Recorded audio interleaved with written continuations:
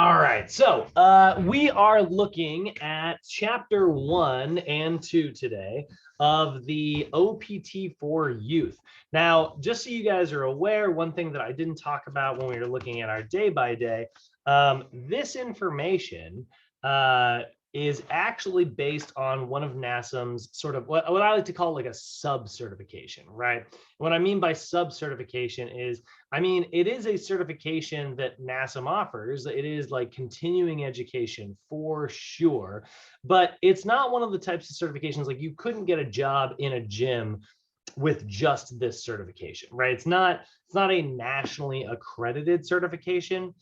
It's used for continuing education, and that's about it. It can't be used to necessarily get you a job in a traditional gym setting, but it can be used to renew your existing license. So you do need to have that regular NASM, what we call CPT, right? The certified personal trainer. But in order to maintain that CPT, you have to do 2 continuing education units every 2 years, right? Well, if you go to NASM's website and you go over to continuing education tab, you're going to see an ad in my way. You're going to see all kinds of like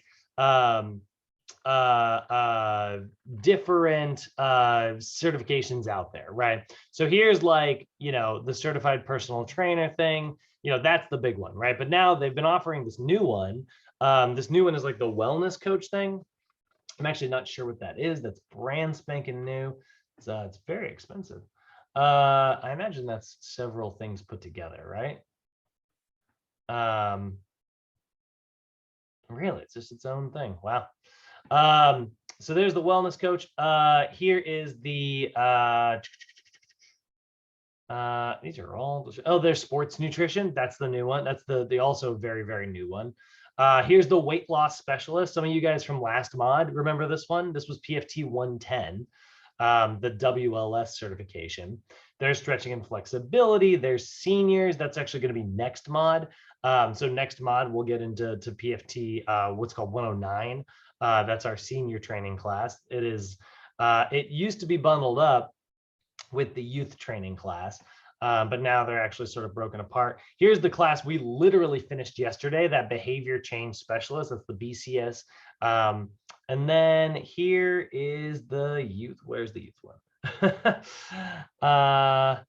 There it is, youth exercise specialist, the YES certification. So just so you guys know, this one actually isn't worth a full 2.0. Normally NASM does these like big continuing education bundles that are worth a full, you know, a full recertification. This one actually isn't. This one's actually only 1/2 of your full certification. So this one's really good because it's a if you are taking, like, let's say you know, Julio, let's say you want to get like a TRX certification, right? So you go to TRX's website and you go look at like the courses that they offer, and you find that they have like this suspension training course, right? And that's the one that you want to do. And let's say you want to do like the online classroom, right? So you click that, and that's the only thing they're offering right now. It's 199 bucks, and it is worth, let's see here. Actually, it doesn't say. Let's see where they have it.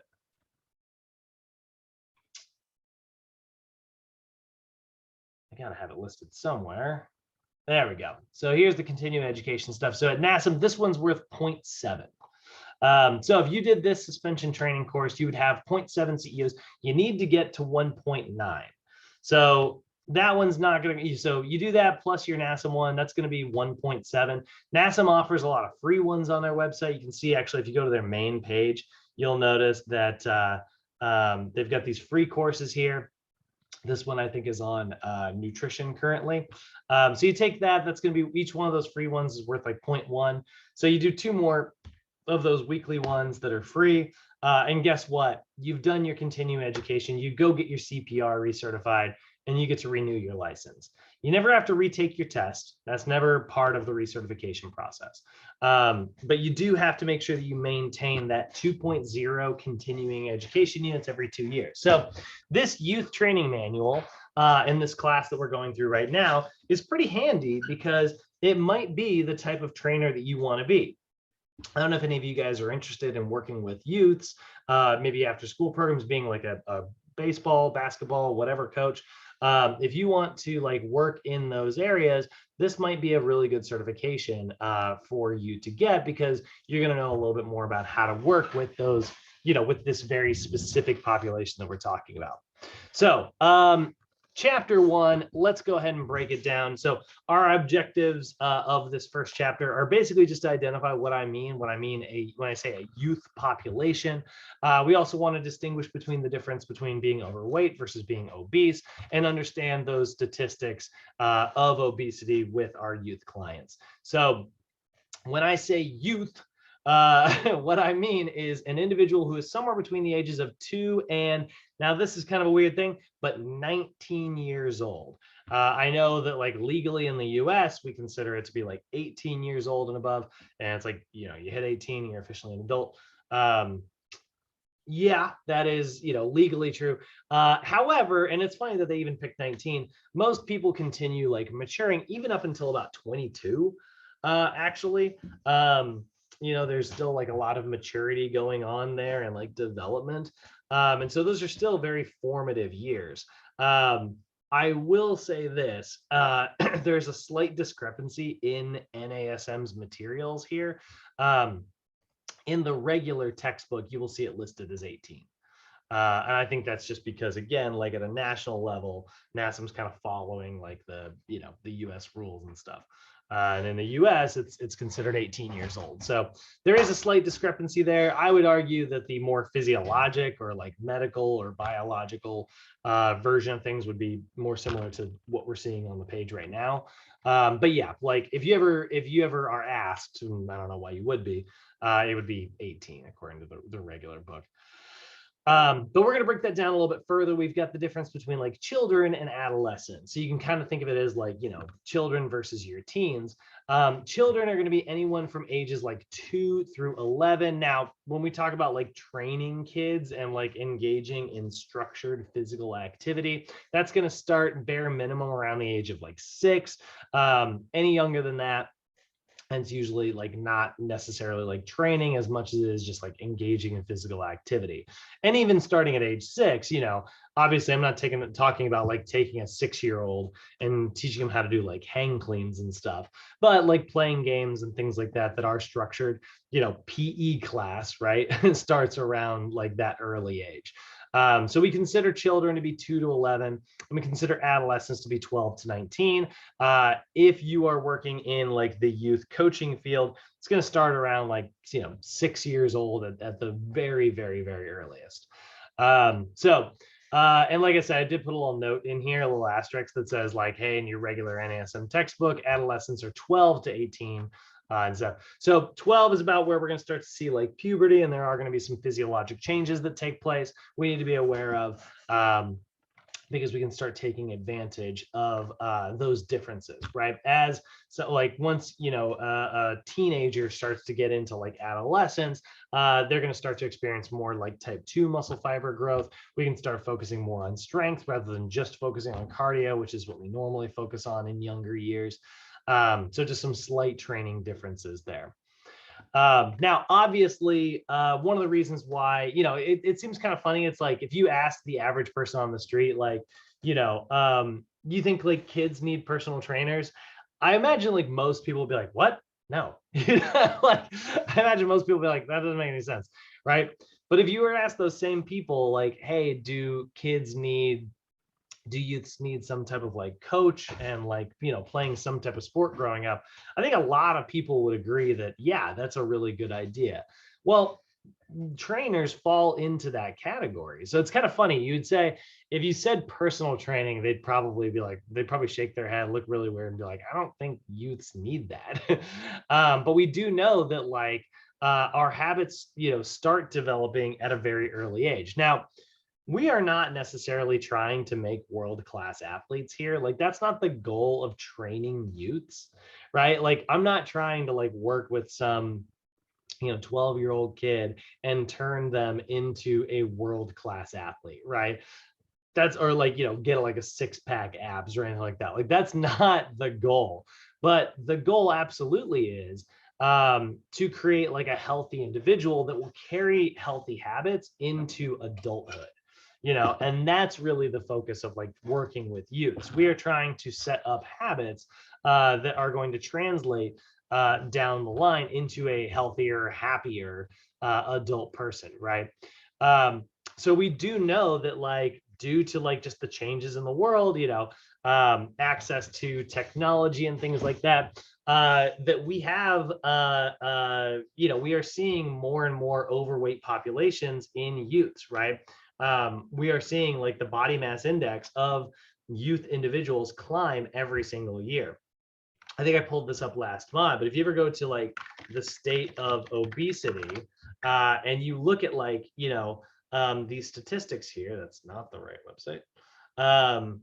You'll notice, like, if we go to like just the data of, let's take a look at just age 10 through 17, right? You'll see like this is where, down here, we're seeing 20 to 24.9% of the population is obese, right? This is not overweight, right? This is obese. This is a BMI. And we know that obesity is linked to, specific like health diseases, right? Comorbidities. We're not looking at like overweight here, right? This is literally like, sort of a danger zone. So we're seeing 23.8% of the population in Kentucky is obese. We're seeing 22.3% of the population in Mississippi, right? Let's go back 10 years, right? Let's just, this is 2020. This is the last time they measured this was 2019. It's probably worse now, but oh, actually, we can't go back 10 years. Let's just go back to 2016. That's not very far, but already you can see, well, actually, Mississippi was even worse back in the day. But like, for the most part, all the statistics got better except for Mississippi. Mississippi got substantially worse. But look at how many, we're in the green zone there. And then like, ideally, we want to be in these like blue zones here, right? I don't think did we even have any blue zones in 2019? Yeah, there wasn't even any blue left. So like, you can see this is definitely on the rise, right? These trends are getting worse and worse and worse every single year. So we are trying to, engage youths in physical activity and coach them so that we can, have, like, we don't want anybody to deal with these like comorbidities associated with obesity. We're trying to create a healthier, happier population. So here's what I'll say about the BMI. The way it's measured is exactly the same. So remember what the body mass index is. It's always the same thing. It's your weight in kilograms divided by your height in meters squared. That's how we do this, right? So like, for instance, we look at like if we look at like converting like let's say like 175 pounds means I'm 79.37 kilograms, right? And then inches to meters, right? And then that's going to be 73 inches. That's 1.85 meters. So if you want to calculate my BMI, you're going to take my weight in kilograms, which is 79.37, right? And you're going to divide that by my height in meters squared. So that's 1.8542 times 1.8542. So that's my height in meters times my height in meters. That's my meters squared, right? So we take this first number and we divide it by that number there. My BMI is going to be 23 we'll round that up to 23.1. Right? So there's my BMI, 23.1, right? And if we can check that, right? BMI calculator. I go cdc.gov, and sure enough, 23.1, right? So that's our formula. And you guys need to be able to recognize that formula. Height in, weight in kilograms divided by height in meters squared. That's the formula for BMI. Now, we calculate it the same way with youths. We calculate the same way with kids. We don't make any adjustments there in terms of how we figure out what the BMI is. However, what that BMI means is different when looking at like youth populations. So if you look at the sheet here, you look at the notes here, you'll notice that like a normal BMI, the way we calculate this in adults, we want the BMI to be somewhere between 18.5 and 24.9. That is what's considered normal weight. Anything below that is considered underweight. Anything above 25 and above is considered overweight. Anything 30 and above is considered obese. So those are flat numbers for adults, right? That is not how we do it in youths. In youths, we are going to use percentiles of the overall population, right? So instead of using these flat numbers like we're using here, we calculate it the same, right? Weight in kilograms divided by height in meters squared, that's the same. But when we look at it, we look at the table, it's sort of a curve, right? Because obviously like kids have like growth spurts, they go at different rates.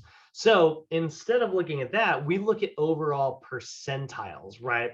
So youth BMI percentiles, you look at this curve here, you'll notice it looks very, very different. It kind of dips and then it kind of goes back up, right? Whereas like with adults, it's just a straight line. You fall into like very specific categories, right? So this is how we're going to look at this, right? We're going to look at the percentile, right? So if you are in the 5th through the 85th percentile, right? So that's anywhere in this green zone here, anywhere in the like the 5th percent or anywhere in the 85th percent, that is the normal weight for our youth clients. If we drop below the 5th percentile, that is going to be considered underweight. If we go above the 85th percentile, that is going to be considered overweight. And if we go to the 95th percentile, that is going to be considered obese. This is a very weird order to put this in. I'm going to adjust this here really quick. We're putting underweight there. We're putting, let's go in the same order as our adults there. There we go. So we see underweight is that under the 5th percentile, normal weight is 5 to 85, overweight is 85 to 95. Anything above 95 is going to be considered obese with our youth clients. Again, we saw in places like Kentucky, 23% of the population was in the 95th percentile of weight for youths. So we are seeing a substantial increase in obesity. Here's our statistics on that, right? Back in 2007 to 2008, the average across the country was about 1 in 5 children, or 1 in 5 youths, I should say, were obese. That's about 20% of the population, which is not exactly great. But today, it's 2 out of 5. We're seeing like close to 40% of the population, right? That is substantially different. All over the place, right? And so that's not great either. This used to be down to about 5%. Back in the 1970s, we expected it was closer to like 5% of the population. So that's a really big difference that we're seeing there. So why the heck is this happening? Why do we see like more obesity in youths when nowadays? Well, it's the same reason we see it in adults, right? We see that there is less physical activity.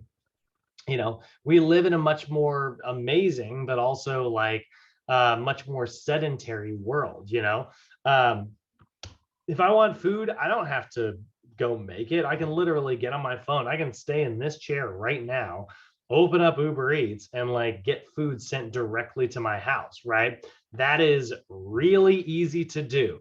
So you know what? I didn't have to burn the calories necessary to get that food, right? It's a decrease in physical activity. I don't have to necessarily do my dishes. I can just throw them straight into the dishwasher. My laundry, I can just throw it into the washer and wait for it to change, it's just a lot less physical activity than there used to be back in the day, right? We're also seeing like an increased reliance on technology. We see kids are playing less outside. They're playing much more in like video games or watching TV, being on the computer, hanging out on their phone. All of those things are increasing this reliance on technology, which is causing like less calories to be burned, less physical activity. We are seeing like a discrepancy in the amount of energy coming in versus the amount of energy going out. So if you consider that like we're all kind of set with like a certain amount of like, default hunger, the size of your stomach and size of your body and stuff like that. And that is sort of biologically set based on, eons of evolution and stuff. But now we just don't burn as many calories as we used to. It starts to make a lot more sense as to why we are seeing like a discrepancy in the calories coming in versus the calories going out. And then we're also seeing poor nutrition. We are seeing like there's a lot less healthy foods. I mean, actually, no, that's not true. There's just as many healthy foods out there, but there is a lot less. The ratio is a lot worse. There's more unhealthy food available, like, and I get it. Like I get like parents who are just like exhausted at the end of the day, like McDonald's is a really good solution to like, get food very, very quickly. It offers some nutrition, right?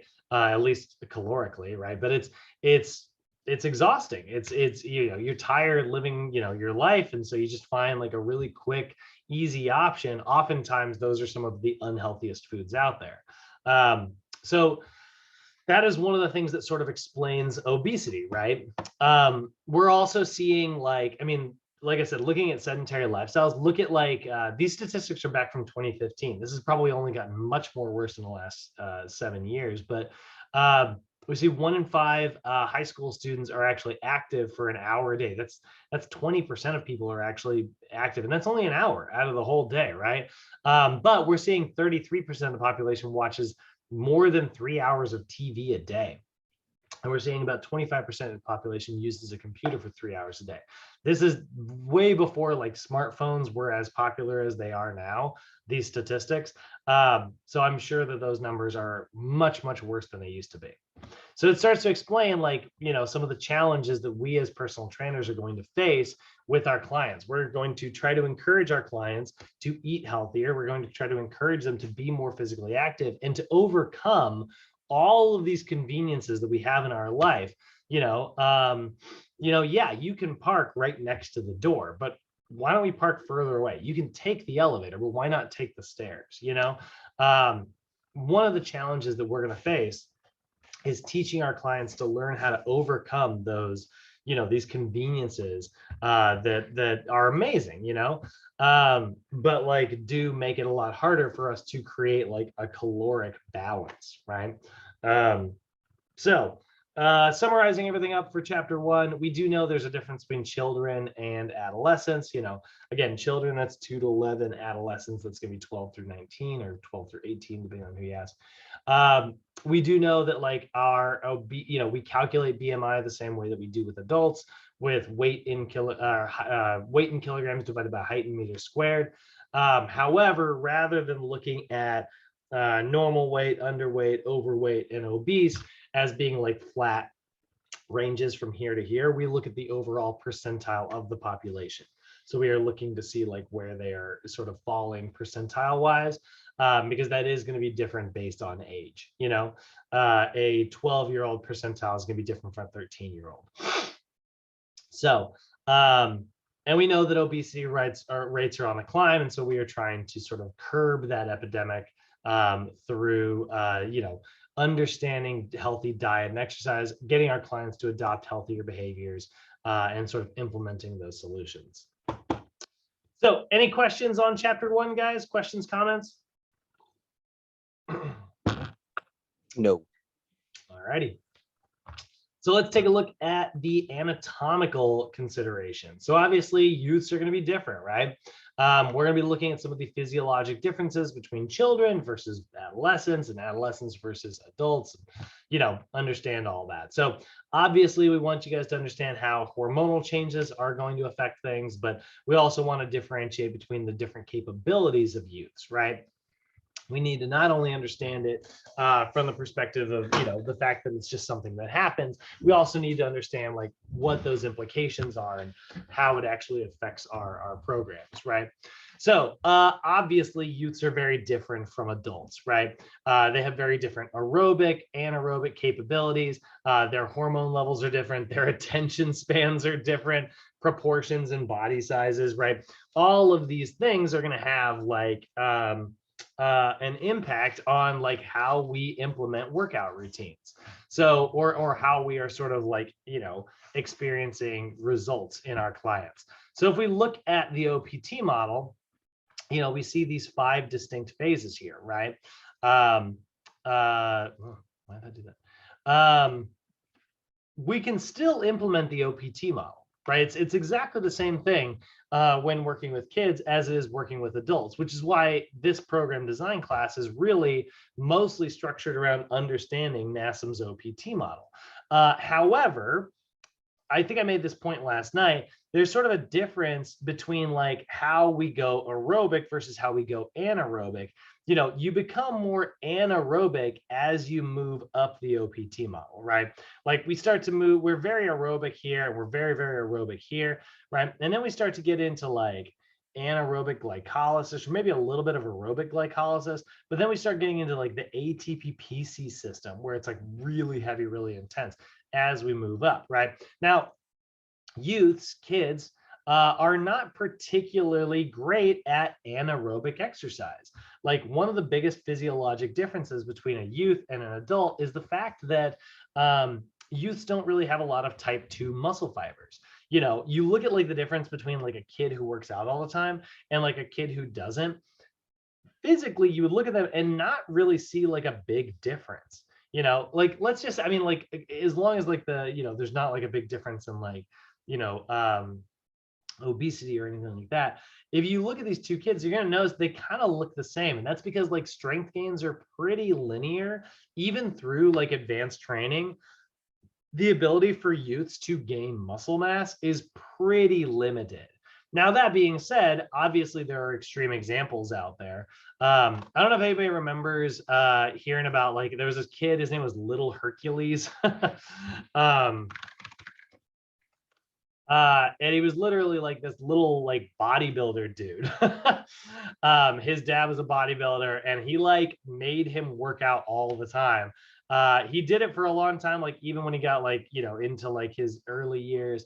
But eventually, like he became an adult, kind of got out of it, and when that happened, he really like just has like a normal, healthy lifestyle now. He's not quite as obsessive as he was about it when he was like a little kid. His parents were like training him. Obviously, he's a really extreme example. For the most part, kids don't really have the ability to grow type 2 muscle fibers. So they're really going to develop type 1 muscle fibers much more easily. So we'll take a look more at that in just a little bit. So a lot of times when it comes to a youth gaining strength, we talked about like how we gain strength, right? Strength comes from either like having more fluid within the cells, right? Having more sarcoplasm, which allows us to create energy, which allows us to lift more, which translates to strength. Or it will come from having more rods in the muscle fibers, right? More myofibrils, more contractile proteins, more strength. Or maybe your nervous system is able to control and create more muscle fibers.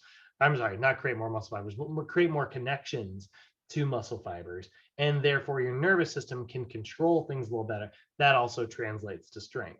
So youths don't really experience the former 2, right? When it comes to like sarcoplasmic hypertrophy, where the cells get larger and puffier and have more cellular fluid, that's not really something that happens until you have like high levels of testosterone, which youths for the most part don't have. So they don't really experience that very well. Also making more myofibrils, right? That can happen, but it's pretty rare in youths, right? Instead, when youths get stronger, for the most part, what they're going to experience are neural adaptations. Their nervous system is going to get stronger because it knows how to control the muscle fibers better, not because the muscle fibers are larger. This is just like, let's say you have like a client and you're trying to teach them how to do a single leg bicep curl, right? So they have dumbbells in their hands. They're standing on one leg. The first set, they're really wobbly, right? And then they set the dumbbells down. You give them their rest. They come back. Second set, they feel a little bit more confident. They do a little bit better. Third set, they come back. They're even better. The reason they're getting better, it's not like they gained muscle in between set 1 and set 2. Their brain just got a little bit better at controlling it. So you give them a week, they come back, they do the same routine. the same exercise, and they're even better at it through, sets 1, 2, and 3, right? And that's because like their nervous system is learning how to adapt to that exercise. That is how youths get stronger. So I am not saying youth clients, I'm not saying we cannot train them for strength. Youths will absolutely get stronger, but it is rarely due to larger muscle fibers. It is very rarely due to hypertrophy, right?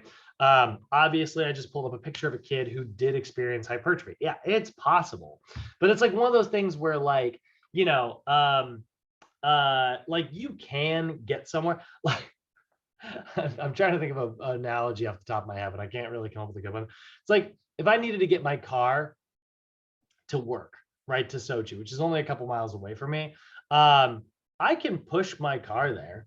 Like I can, I just put the thing in neutral, shove it all the way. It's like gas prices are really bad right now. So like maybe I'm trying to save on gas money. So I just walk my car to work. I don't know why I would do that. It's possible. Of course it's possible, right? It doesn't make any sense. That's what training youths for hypertrophy is like. You're not really playing to your strengths, like you're getting the job done, but like it was way easier to do this other thing, right? That's what training youths is like when it comes to hypertrophy. Not saying they can't gain muscle, they absolutely can, but it's not really playing to their strengths to train them that way. So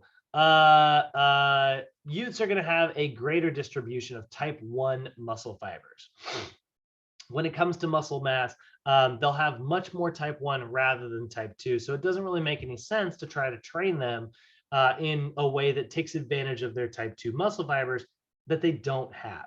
So we go back to the OPT model here. We're going to spend most of our time with youth clients in phase 1 and phase 2. Those are really the areas that we're going to primarily focus on when training youths. Now, we also might incorporate a little bit of phase 5. And I know you might be thinking like, didn't you just say phase 5 is very anaerobic? It is, but phase 5 can also apply very well to aerobically if you remove the heavy portion of it. So if normally when we do phase 5 training, and Cyrus and Danny, you guys might not fully be aware of this yet. But like when we do phase 5, the way that you do it, the way you incorporate phase 5, it's all about maximal power, right? And power comes from two things: weight and velocity. So you lift really heavy weight and you do super high velocity. If you do those two things together, you create a more powerful muscle. So what we would do normally is like a really heavy bench press, rack it, and then do a really heavy, really light but explosive medicine ball chest pass or clap push-up. Or we do a really heavy squat with a barbell, rack it, and then do some squat jumps. So now we get weight and velocity, we increase our power. That doesn't make any sense with kids. We're taking advantage. If we did it that way, we'd be taking advantage of things that like they don't really have. So it doesn't make any sense. But what we can do is remove the heavy weight stuff and just do the really high velocity squat jumps, some sprints, really high velocity stuff like jumping exercises, throwing exercises, things like that.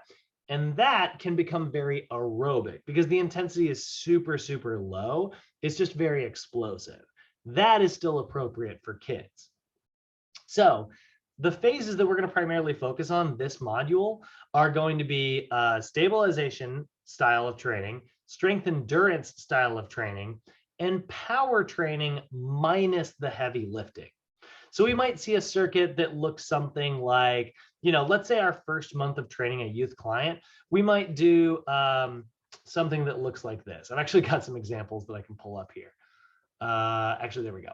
Here's a stabilization routine, right? So we might put our youth client through like a little circuit here of like a ball squat curl to press, a stability ball chest press, kneeling cable row, shoulder press, single leg Romanian deadlift, single leg by, all of these are like on a ball, or all of these are like on one leg, and they're all kind of unstable. Now I've got them set for 12 reps here. That's probably the lower range. With kids, I might take that all the way up to like 20.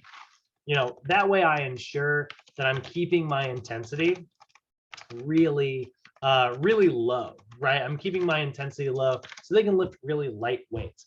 And then I don't take any rest there, and they take some rest at the end of the circuit right? That's a really good way to primarily take advantage of my youth's type 1 muscle fibers. They're building strength. They're learning how to do key movements based on how the body moves, but they are doing it in such a way that they're taking advantage of what they're good at, which is type 1 muscle fibers, endurance, cardio-based fibers, right?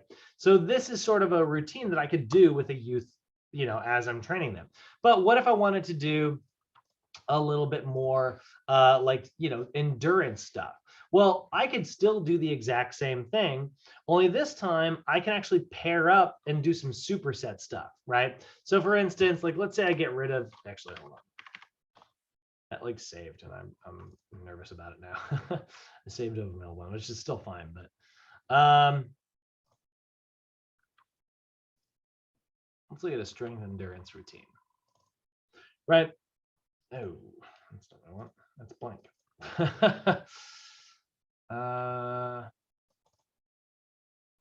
There we go. Here's a strength endurance routine where, yeah, let's get them to lift a little bit heavier. Let's do something that might be a little bit heavier, maybe even like a bench press with like an adolescent, like a teen or something, right? I can do a bench press, and then I can pair that with a stability ball chest press, sort of like a dropout or a burnout set, right? So now they do a strength movement and they pair it with a stabilization movement.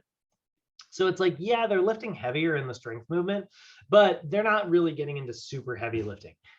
If I'm training a teen, that's going to work really well, right? So I'm focused on still a high number of repetitions, but they get a little bit heavier, right? Because as a teen, you're starting to develop type 2 muscle fibers. And then if I've got like a youth, let's say I did like a power circuit here. Now you can see the example I'm going to have is like a really heavy movement first, like a bench press paired with the explosive stuff. Well, all I would do is take this kind of classic example of like heavy strength, really high, like look at that. So that's 5 repetitions, right? And I would just remove that. I'd literally just delete all the strength movements and do it as a circuit, right?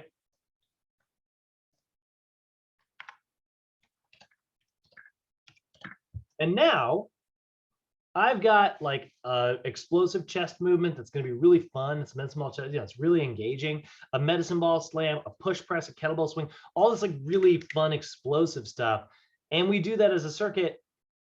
Maybe I would go like, keep it at like 10 repetitions there, 4 sets of that, right? My kid's going to be, my youth is going to be like, really out of breath. It's going to be a fun type 1 style approach, even though we are doing some fun explosive stuff.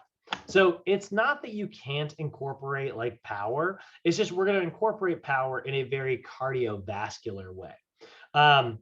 That workout that I pulled out earlier, the kettlebell one, that was all like it was like kettlebell and then cardio and kettlebell and cardio and all that, would actually work really well for a youth. I would say that's a really great routine that would actually burn a lot of calories, would focus on type 1 muscle fibers, and really help to kind of build their endurance.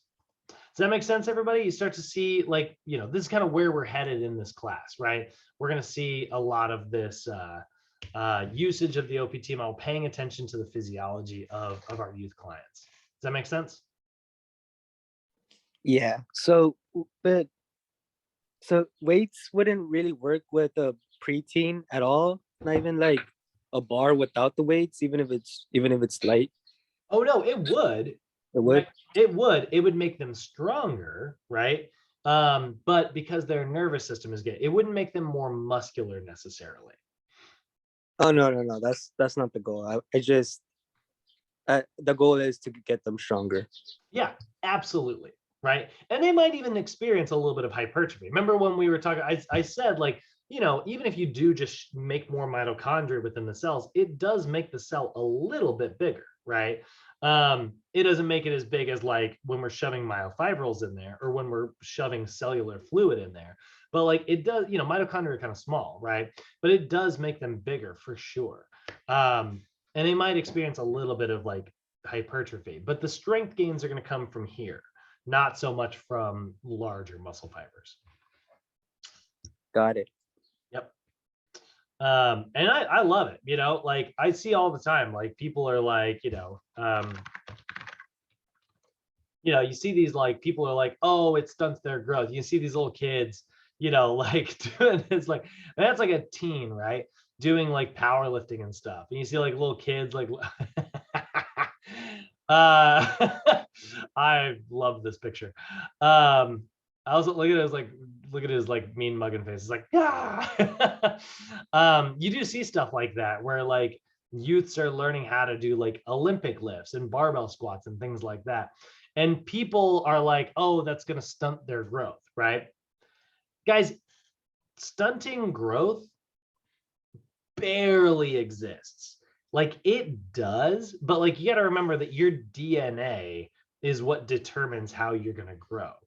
And it's not like working out's going to alter your DNA, you know? I mean, if we get into like epigenetics, there's an argument there, but that's going to affect the next generation, not your generation, weirdly enough.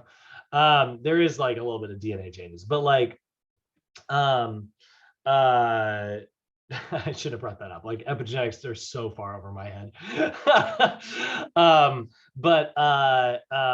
You know, we hear this idea of like stunting growth. It's like, oh, it's gonna, you know, cause developmental problems. Not at all. In fact, there's only benefits to be gained here. Now, if you overtrain a youth, sure, it can cause like an injury the same way it would an adult. But the idea that it would stunt their growth, no way. Stunting growth can come from like poor nutrition. You know, like an example of stunted growth is the disease called Rickets, right? Rickets is where somebody doesn't get enough calcium or enough vitamin D, and it causes their bones to actually sort of like bend, right? And so you'll see these really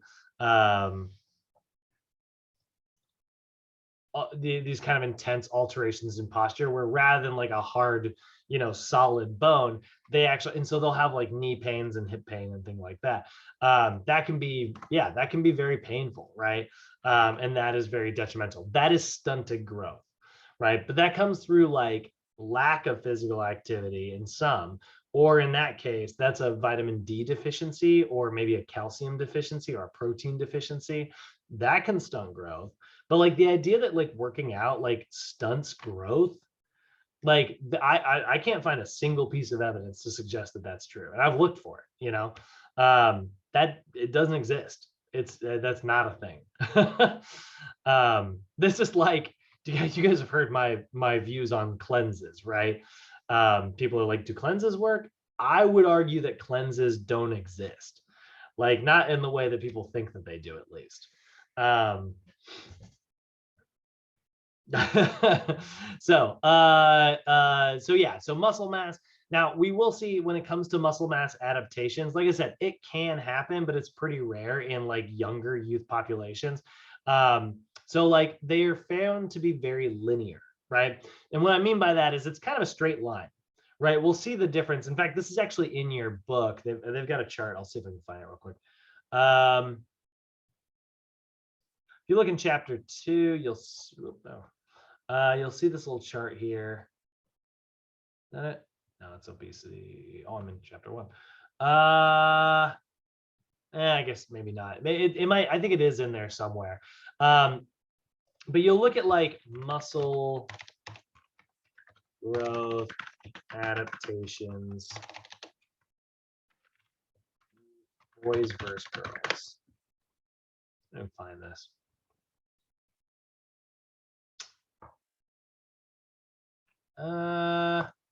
Look something more like this. Not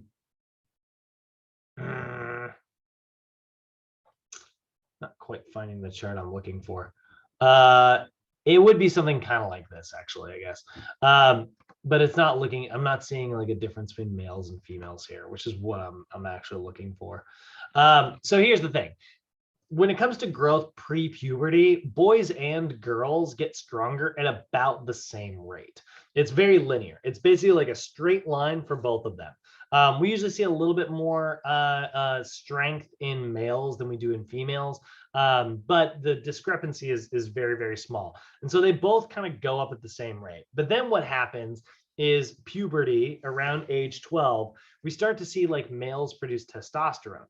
So what happens when that is that curve, instead of going like in a straight line, it spikes up like this. And so muscle growth increases drastically in males comes up a little bit more in females, but then sort of starts to plateau.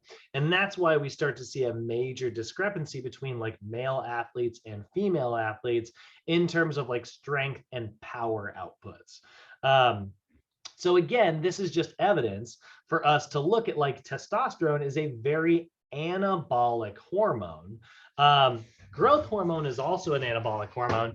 Males and females create growth hormone pretty linearly. That's very similar in both populations.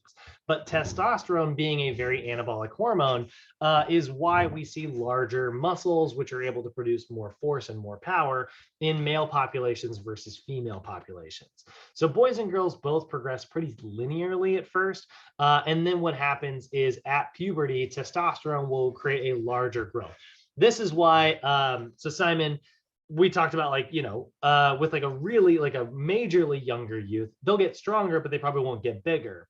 At puberty, we'll start to see like, yeah, now we can start really kind of maybe focusing on, why don't we start getting into hypertrophy training? We can raise the intensity a little bit, right? And get a little bit more into like heavier lifting with the goal of seeing maybe a little bit of increased muscular size in like teenage populations. So that's sort of a physiologic adaptational difference there.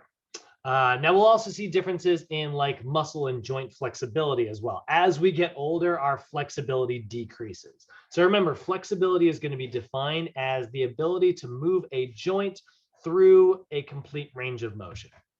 When we're young, we've got massive amounts of flexibility, right? It's very, very high. And as we get older, that flexibility decreases. And the reason for that is because our bones start to like the ends of them start to actually grow a little bit. And so we see skeletal differences, youths versus adults. You'll actually see just less space in the joint as we start to get older. So you can see here, I mean, this is like a 4-month-old. That's a really extreme case versus a 4-year-old. But you can see this is mostly cartilage. But like, look at the shape here. The shape's the same in all three. But look at like this knob here. Do you see how like it's much larger at 4 years old? And then it gets even larger as an adult proportionally, right? Paying attention not to just the shape, we're paying attention to the proportional size. The ratio of like that knob gets larger. And so what that does is that fills our joint capsule, right? If you look at like, your hip joint, if you look at like how your hip joint sits in there, the bigger this knob is, sitting in that joint, the more it's going to fill that space, which means it's going to start grinding. It's going to hit the edges much earlier than if there's like more space in there. This is also one of the reasons why women are more flexible than men. They have a little bit more space in between the joints than men do. And that's why there's an increased amount of mobility there. Now, that's part of mobility's equation, right? The amount of space between joints. It's a very big one, to be sure.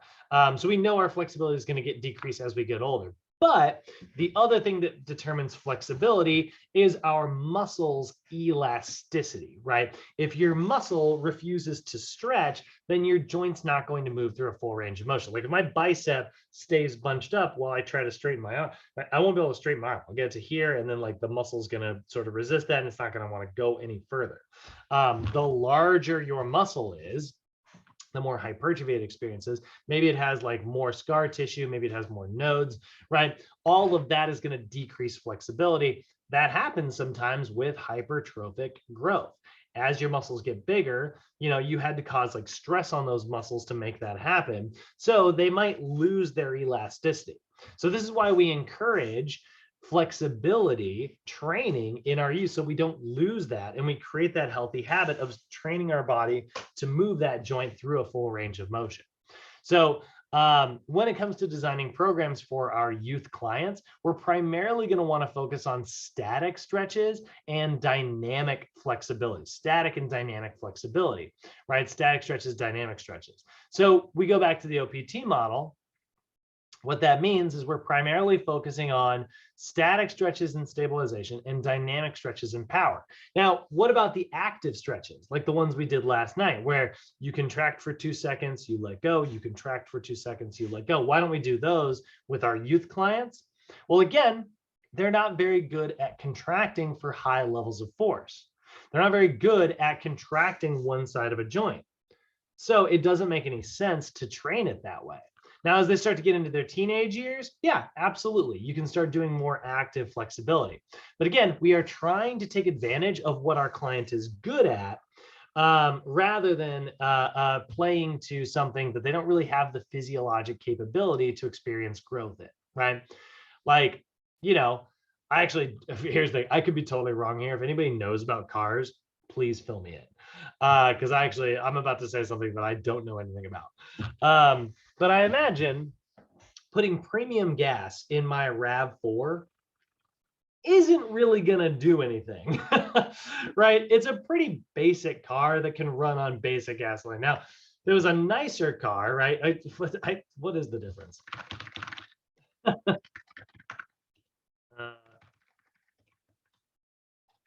Imagine premium gas just has a little bit of like, it has a lower octane quantity. I don't know what that means, but like, yeah, my car probably can't really take advantage of that. It's probably not going to do much, so why put it in there?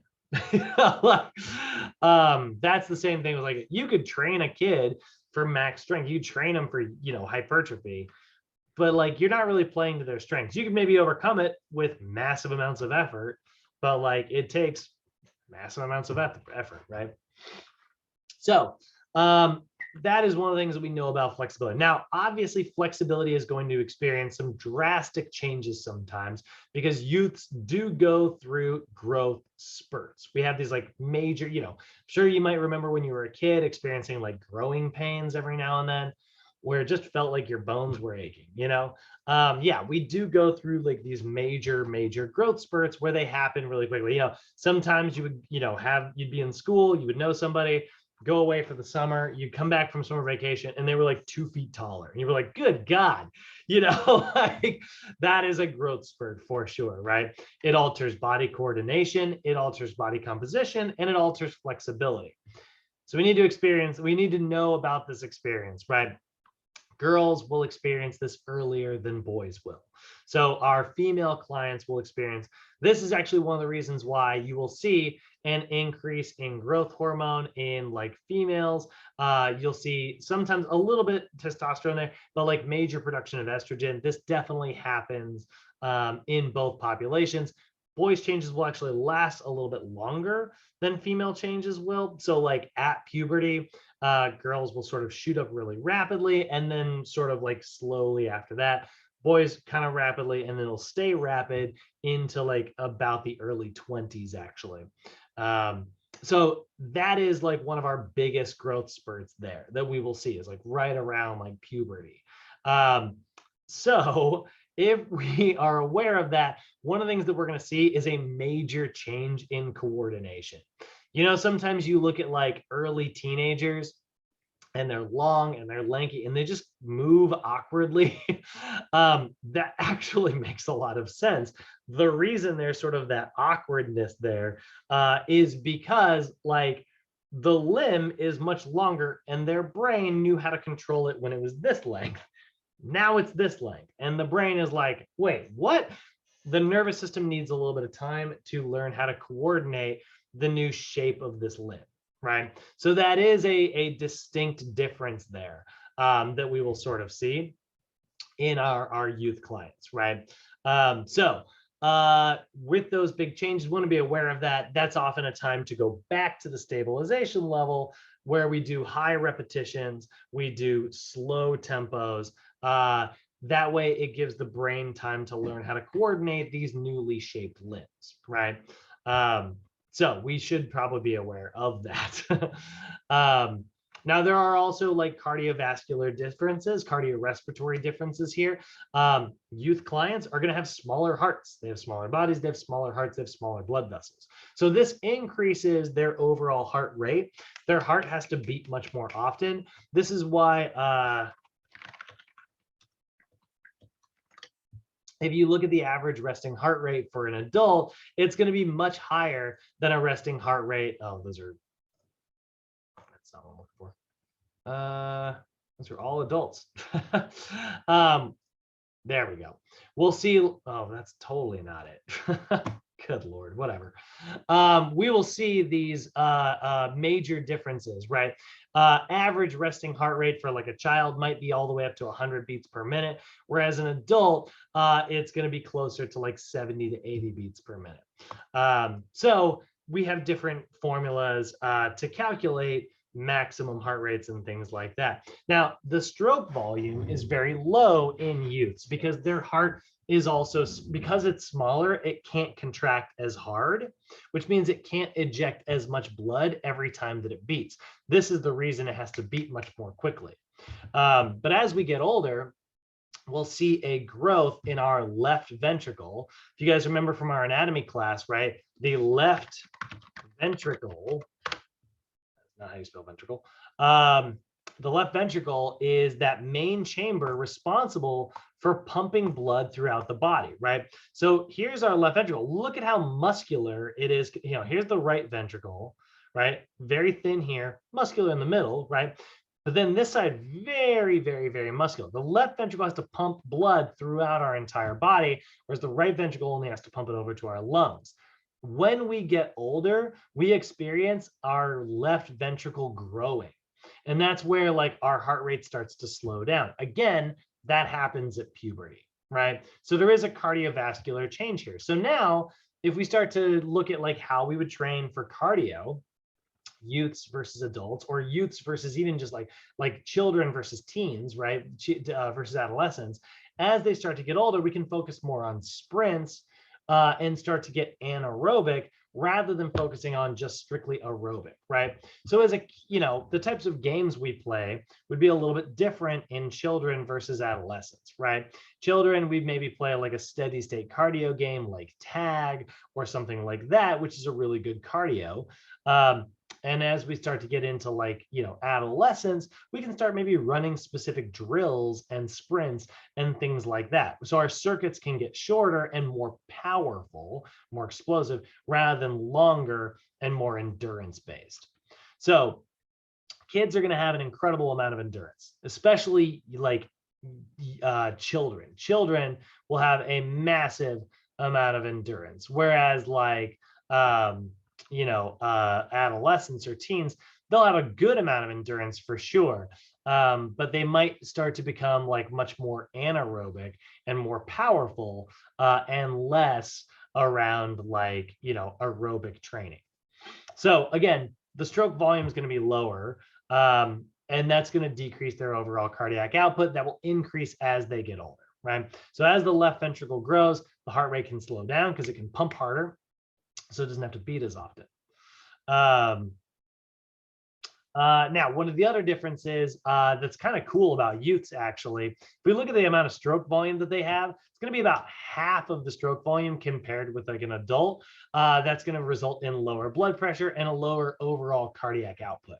So just looking at this, let's say we're going to pick some fake numbers here, right?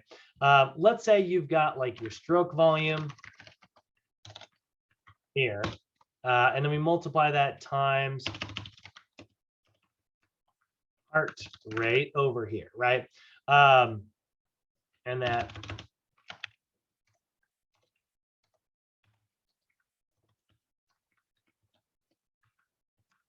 so heart rate times stroke volume equals cardiac output, right? That's our classic formula. Let's say we've got an adult here and we'll have like a youth here.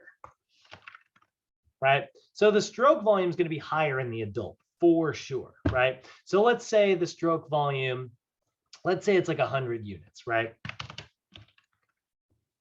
Just for the sake of argument here, we'll put that at 100 units, right? So that means that because it's pumping 100 units, their heart can beat less often. We'll put that at like 70 BPM.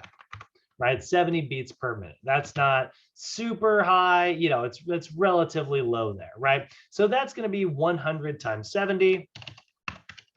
That gives us 7,000 cardiac output. right? 7,000 units per minute, right? 100 units, 70 beats per minute, 7,000 units per minute, right? So then with our youth client, right, their stroke volume is going to be way lower, right? So let's say that their stroke volume is, let's say 50 units, right? Their heart is half as strong as an adult's in this example. So that means that their heart rate is going to be much higher, right? So maybe it'll be like 100 beats per minute. So now that's going to give us a cardiac output of 5,000 units per minute, right? And chances are it would be even less than that. So that results in a way lower cardiac output, which means they're not able to supply as much blood. So you know what they do instead? Youths are really good at, instead of that, in order to sort of make up for that, they are actually able to extract more oxygen from their red blood cells than adults are. And that is one of the things that makes them particularly good at aerobic energy training, right? Now they're able to extract this stuff because they have less cells. They're a smaller body, right? So having a smaller body is what makes them so good at the aerobic system. As their body starts to grow, right, they're going to get not as good at the aerobic system, and they're going to start to rely on the high intensity anaerobic energy system. So they'll be able to like get more work done in less time, but they won't have the endurance to sort of keep doing it, right? So youths they really excel at utilizing oxygen consumption, and they have a much higher VO2 max when compared to adults. However, the VO2 max that they have is very like stuck linearly, and it's very hard to increase it through training. So this is actually why you could take like 2 youth clients who are like the same age and train one of them every single day to get better at cardio. And yeah, they're going to get better at cardio, but the amount of oxygen they're able to extract is actually going to be pretty similar in both populations. Now, you take 2 adults and you train them, or you train one of them and leave the other one alone, they'll actually get better at extracting more oxygen. Which is again why we argue that like exercise keeps you young. I mean that on like a physiologic level. Like, I don't mean that as like a, just like a put it on a motivational poster. Like, I don't mean it as a turn of phrase. I mean it like from a science standpoint, exercise literally does keep you young because it gets you to be able to extract more oxygen, similar to the way we did as we were kids. So this is one of the reasons why the world's most, he's out there right now, he or she is out there right now. We've got the world's most athletic cardio kid somewhere in the world right now.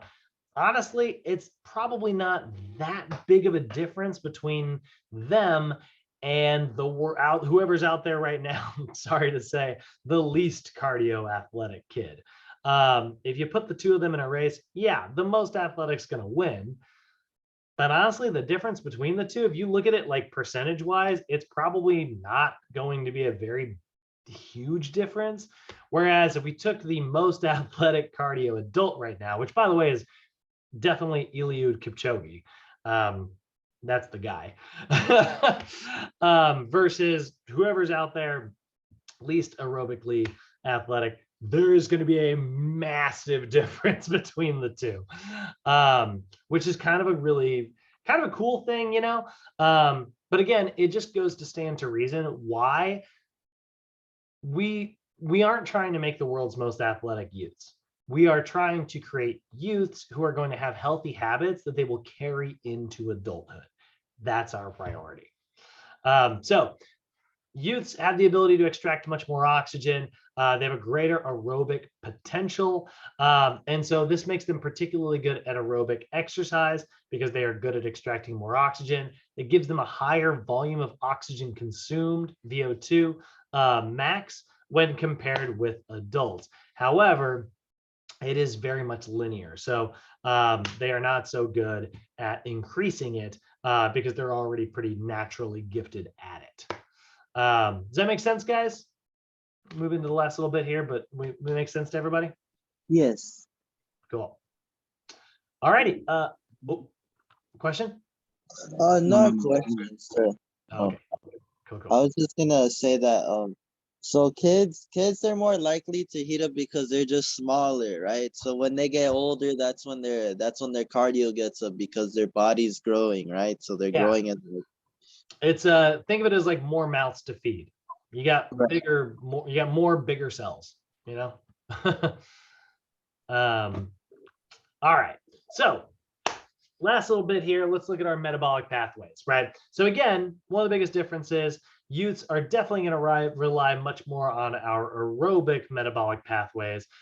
We are primarily focusing on aerobic metabolism. And remember, I said, if you go back to that, the OPT model, it goes from aerobic to anaerobic as we move up the OPT. So again, we're probably spending most of our time at the bottom of the staircase, or we are modifying the very top of the staircase, right? Let me see if I can do this. We're sort of going like this. Let's see if I can, where's the little crop thing?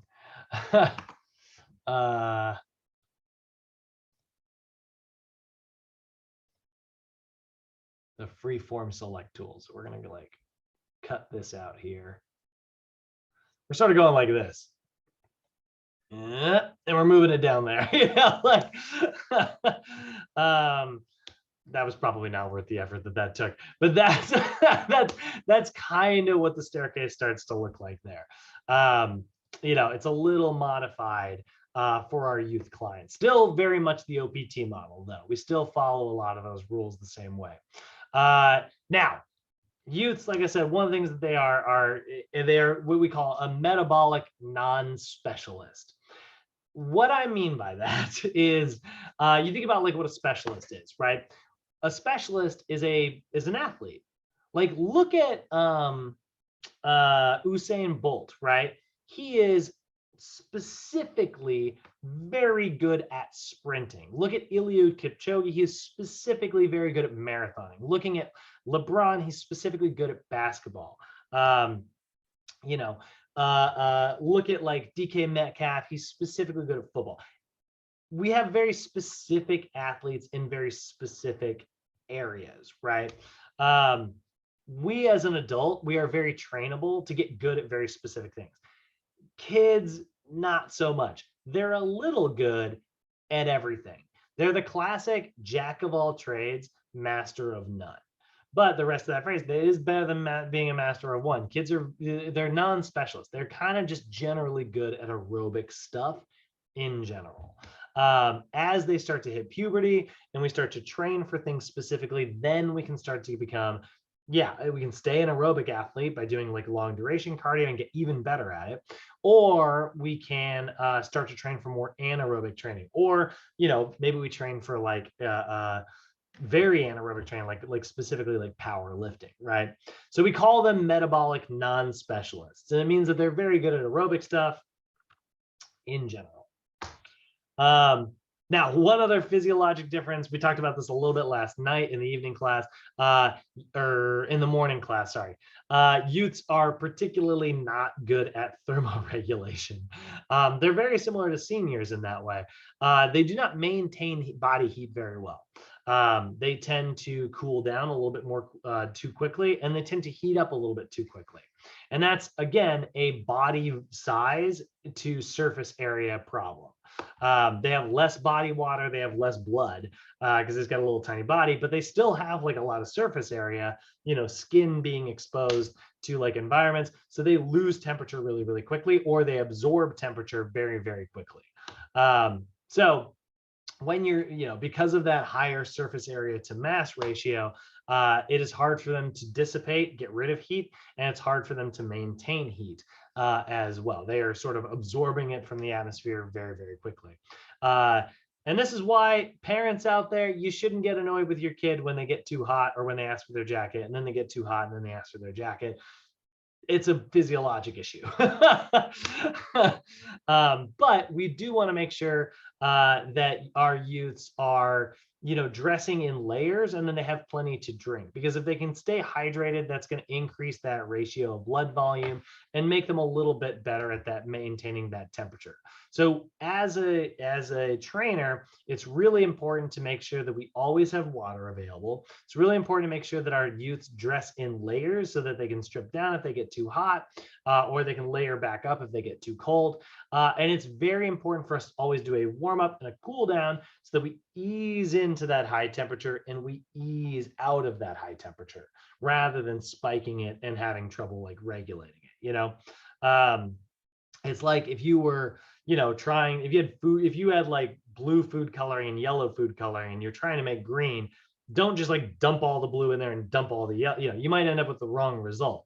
You want to go a little bit at a time, right? Ease it in. That's our warm up. That's our cool down. It's really important, my brain is in like food coloring mode because it's, Easter's coming up soon. I'm seeing all this like, this is going to sound so dorky, but my roommates and I always do like an egg decorating competition. I won, let's see here. I won making something like this one year, and I called it the Van Eggo. And it was my proudest moment. You're all very welcome. It's the dumbest pun I've ever made. So, summarizing everything up, youths, obviously different exercise capacities here for our youth clients, different hormonal levels, different body sizes, different proportions. So when it comes to like their hormonal levels, they have a different capacity for growth.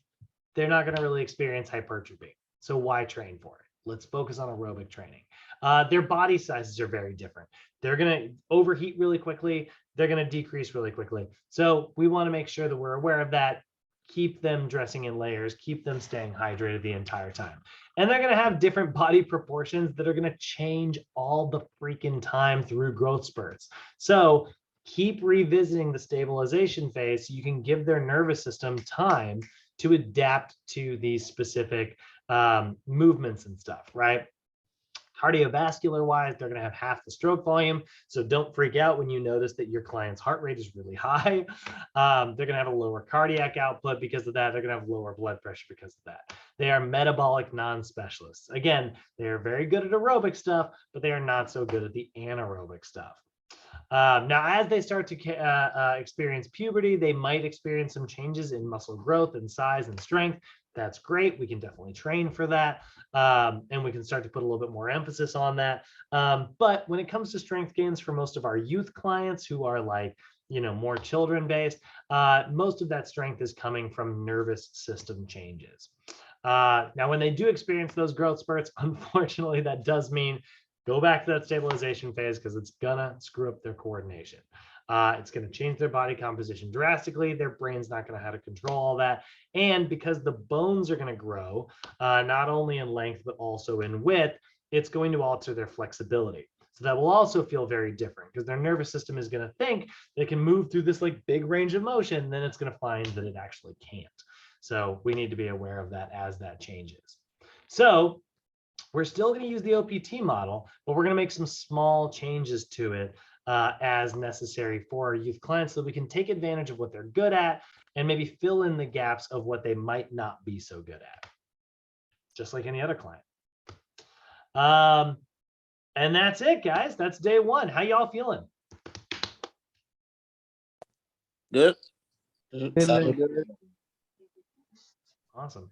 Anybody in here think they want to be like a coach or something, like a soccer coach, after school coach, anything like that? Right here. Yeah, so I figured, yeah. It's not my goal, but if I have the opportunity, why not? Yeah, right. It can be very fun. It can be really lucrative. You get to work outside most of the time. It's great. Best part of being a trainer, you get to wear shorts every day. The most comfortable work uniform in the world. All right, fellas. Well, I'm going to go ahead and kill the recording and kick you out of here.